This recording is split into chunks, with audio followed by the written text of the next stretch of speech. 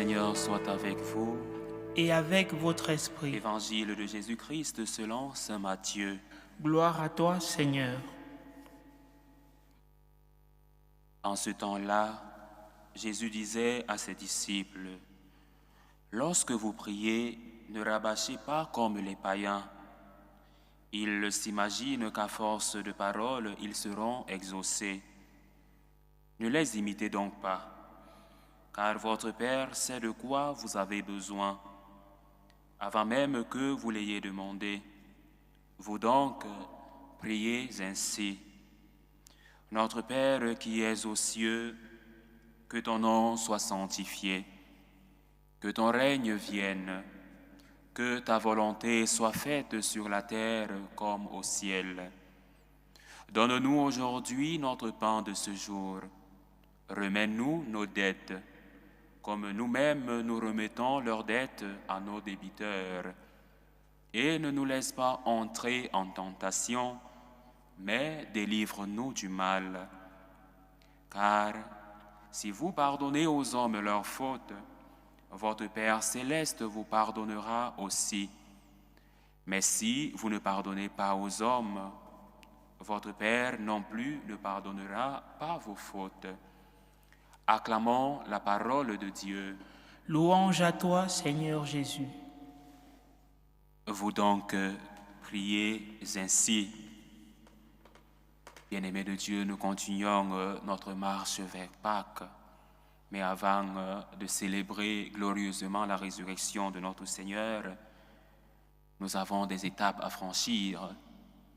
Et ces étapes, justement, trouvent leur culmen, leur sommet dans la croix. Unir nos souffrances à celles du Christ crucifié. Aider Jésus à porter sa croix. Être Marie au pied de la croix. Et depuis hier, l'Église nous a donné de commencer à méditer sur les 3 P de ce temps, de ce grand temps de notre spiritualité, le temps de carême, à savoir le partage, l'aumône ou encore la charité. Et aujourd'hui, nous continuons dans cette même lancée. Après avoir parlé de l'aumône, du partage, aujourd'hui, nous parlons de la prière. Notre Seigneur nous invite à mettre la prière au cœur de notre foi, au cœur de notre spiritualité. Nous méditons sur la prière que Jésus nous a enseignée, ce que l'on appelle généralement le Notre Père, que nous récitons chaque fois que nous célébrons l'Eucharistie. C'est donc la prière que Jésus lui-même nous a enseignée, tirée de l'évangile de saint Matthieu que nous avons écouté. Jésus nous dit, vous donc priez ainsi. Cette prière n'est pas seulement un modèle de demande, mais un appel à la relation intime avec Dieu. Notre Seigneur voudrait que nous ayons une relation intime avec lui, une relation d'un fils avec son Père. Et lui nous promet qu'il nous écoutera. Un modèle de foi vécu. Mais pourquoi spécifiquement en ce temps de carême, la prière est-elle si centrale? Justement parce que le temps de carême est un temps de combat spirituel. Et seule la prière peut nous aider à être vainqueurs, à aider Jésus à porter sa croix. Alors, dans ce passage que nous avons écouté, Jésus nous offre une prière qui résume l'essentiel, l'essence de toute la relation chrétienne avec Dieu. Elle commence par l'appel « Notre Père qui es aux cieux ». Un titre qui nous rappelle que Dieu est proche, que Dieu est aimant, que Dieu est notre Père, tout en étant aussi transcendé et souverain. Et cette prière établit un dialogue entre un être priant et un être qui écoute. Notre Père qui es aux cieux. Une relation avec le Père céleste et nous qui sommes ses enfants. Et les mots qui suivent sont comme ceci, ce que nous avons écouté. Que ton nom soit sanctifié. Premièrement, reconnaître que Dieu est notre Père et ensuite sanctifier son nom. Que ton nom soit sanctifié. Que ton règne vienne. La relation avec Dieu, notre Père. Et la prière nous aide à faire advenir le règne de Dieu. Manifeste notre désir de voir la volonté de Dieu s'accomplir pleinement dans notre vie et dans le monde. C'est une prière qui nous invite à aligner nos désirs avec ceux de Dieu, à rechercher sa justice, à rechercher sa paix dans le monde, dans nos familles, dans nos cœurs. Ensuite, nous disons, donne-nous aujourd'hui notre pain de ce jour. Glorifier Dieu, sanctifier son nom, faire advenir son règne et ensuite faire une demande. C'est donc la méthode de prière que nous devons opter. Donne-nous aujourd'hui notre pain de ce jour. Ne pas commencer notre prière par des demandes, commencer justement par sanctifier le nom de Dieu, reconnaître que Dieu est Dieu et que nous ne sommes que des pauvres créatures de Dieu. Et ces paroles nous rappellent que tout ce que nous recevons vient de Dieu. Un acte de gratitude, un acte d'action de grâce. Après une grâce vient une action de grâce. Cette demande n'est pas seulement pour le pain matériel, mais pour le pain spirituel dont nous avons besoin pour nourrir notre âme, en particulier pendant ce temps de carême où nous cherchons à nous purifier et à nous détacher des choses du monde. La prière continue en demandant le pardon des offenses. Seigneur, je te demande pardon. Seigneur, pardon pour mes péchés. Une invitation à la réconciliation avec Dieu et avec notre prochain. Pardonne-nous nos offenses comme nous pardonnons aussi à ceux qui nous ont offensés. De la même manière que nous quittons le pardon de Dieu, nous devons aussi donner ce pardon aux personnes qui nous ont offensés. La prière devient ainsi une voie de réconciliation et un moyen de vivre l'amour du Christ envers les autres. Le Notre Père se termine par une demande de protection. Seigneur, je te demande des grâces. Ne nous laisse pas entrer en tentation, mais délivre-nous du mal. Seul Dieu peut nous délivrer du mal. Seul Dieu peut nous donner la grâce de résister aux tentations. Un appel à la vigilance spirituelle et à la délivrance des forces du mal qui cherchent à nous détourner de Dieu, qui cherchent à nous détourner de notre essentiel qui est justement Dieu. La prière n'est pas un simple acte de routine, une routine religieuse. Elle est un acte profondément théologique, profondément spirituel. Le seul lien que nous pouvons avoir avec Dieu passe par la prière. Être à genoux devant notre Créateur, reconnaître sa majesté et lui soumettre nos doléances. Sur le plan théologique, la prière nous rappelle que Dieu est un Père bienveillant et miséricordieux qui désire sincèrement entrer en relation avec nous.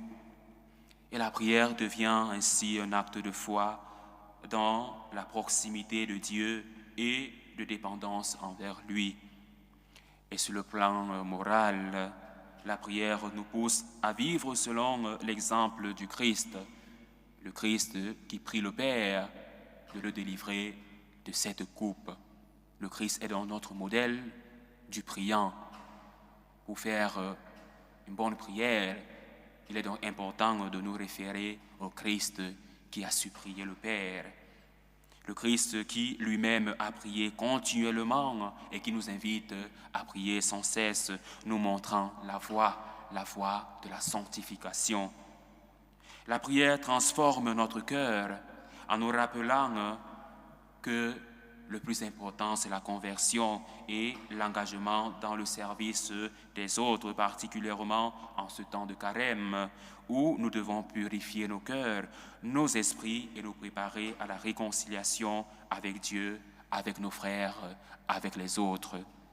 D'un point de vue pastoral, d'un point de vue communautaire, pour un bon vécu avec nos frères, la prière est une source de soutien spirituel dans les épreuves, comme le dit le psaume que nous avons écouté. De toutes leurs angoisses, Dieu délivre les justes. Dieu nous délivre quand nous sommes dans l'angoisse, car il est Dieu et surtout, il écoute attentif à nos appels. La prière nous permet de remettre entre les mains de Dieu nos difficultés et de vivre dans la confiance, dans l'action de grâce, en sachant qu'il est toujours là pour nous secourir. Et sur le plan dogmatique, sur le plan plus spirituel, la prière nous rappelle que la communion avec Dieu est au cœur de notre foi. Et dans le Notre Père, nous invoquons le nom de Dieu. Et dans chaque parole, nous affirmons des vérités fondamentales. La sainteté de Dieu, la venue de son royaume et la dépendance totale de l'homme vis-à-vis de Dieu qui est son créateur. Et enfin, du point de vue spirituel, pour faire grandir notre spiritualité, la prière est une école de la présence de Dieu. Elle nous enseigne à nous détacher du monde pour nous ouvrir à la vérité et à la grâce de Dieu. Et le carême est l'occasion d'approfondir cette vie de prière, de chercher à vivre plus intensement dans la présence de Dieu, de laisser sa parole nourrir notre vie. Seigneur, me voici en ta présence, que ta parole soit la lumière sur mon chemin, celle qui éclaire mes doutes. Et justement, le prophète Isaïe, dans la première lecture, nous rappelle que la parole de Dieu est vivante et efficace. Ma parole fait ce qui me plaît, elle accomplit ce pourquoi je l'ai envoyée. Cette parole qui a le pouvoir de transformer les cœurs et de guérir les blessures se trouve au centre de notre vie de prière. Lorsqu'on prie, ce n'est pas une parole vide que nous prononçons, mais une parole vivante, une parole qui transperce, une parole qui est capable de porter du fruit dans nos vies. En ce temps de carême, la prière devient ce moyen puissant pour lequel nous accueillons la parole de Dieu dans nos vies, le moyen puissant par lequel nous accueillons Dieu dans nos vies. La prière est ainsi une ouverture de notre cœur à cette parole qui crée et refait tout, qui régénère, qui renouvelle toutes choses. Pourquoi insistons-nous tant sur la prière en ce temps de carême? Justement parce qu'elle est la clé pour affronter nos épreuves, la clé pour libérer nos âmes, nos cœurs, nos esprits du poids du péché et pour marcher sur la lumière du Christ, la lumière de la résurrection. Alors dans la prière, nous trouvons la force de surmonter nos angoisses et nos tentations. Elle nous aide à résister au secours du monde et à rester centrés, concentrés sur l'essentiel, c'est-à-dire notre relation avec Dieu. Des saints nous ont toujours montré l'exemple de la puissance de la prière. Par exemple, Sainte Thérèse de l'Enfant Jésus et de la Sainte Face disait que la prière est l'élan du cœur. C'est un simple regard jeté vers le ciel. La prière, donc, est une action contemplative, un regard vers le ciel. C'est un cri, disait-elle, un cri de reconnaissance et d'amour en plein cœur de l'épreuve. Pour elle, la prière n'était pas une forme de méritocratie, mais un acte de confiance, une confiance totale en la miséricorde de Dieu. Et par ailleurs, Saint Augustin, lui, nous rappelle que prier, c'est faire alliance avec Dieu, faire communion avec Dieu. Et en ce carême, nous sommes invités à renouveler cette alliance par une prière plus fervente et plus intime. Alors, bien-aimés de Dieu, pour terminer cet enseignement que nous donne Jésus aujourd'hui sur la prière, en ce temps de carême, renouvelons notre vie de prière. Ne sous-estimons jamais la puissance de la prière. La prière nous délivre du mal. La prière éloigne de nous le mauvais œil. Elle transforme nos vies, elle nous rapproche de Dieu et elle nous donne la force de vivre selon la volonté de Dieu, comme la Vierge Marie. La prière nous aide à être Marie au pied de la croix.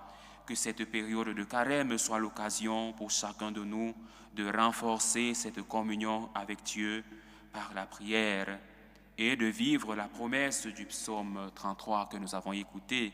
De toutes nos angoisses, Dieu délivre les justes. Alors aujourd'hui, plus que jamais, nous devons redire cette prière du Notre Père et y ajouter notre méthode à nous, les franciscains de Marie. Seigneur, je te fais confiance. Seigneur, je t'aime. Seigneur, je t'adore. Seigneur, je te remercie. Seigneur, je te demande pardon. Seigneur, je te demande des grâces. Seigneur, je m'offre à toi comme Marie au pied de la croix. Loué soit Jésus-Christ. À jamais.